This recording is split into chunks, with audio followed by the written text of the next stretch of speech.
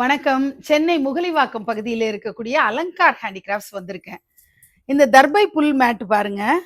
ரொம்ப அழகா இருக்கு. நம்ம லக்ஷ்மி குபேர பூஜைய தீபாவளி அன்னைக்கு செய்யணும்னா, பாசிட்டிவிட்டியை இழுக்கக்கூடிய, ஆகர்ஷண சக்தியோடு இருக்கக்கூடிய இந்த தர்பை புல் மேட்ல உட்கார்ந்துட்டு நம்ம லக்ஷ்மி குபேர பூஜை செய்யறது சிறப்பா இருக்கும். 300 rupees இந்த மேட் வருது. பிராமணர்களுக்கு தானம் கொடுக்கறதுக்குமே இந்த மேட் ரொம்ப உகந்த தானமா இருக்கும். அடுத்தது இந்த ஒரு வித்தியாசமான சங்கு பாருங்க.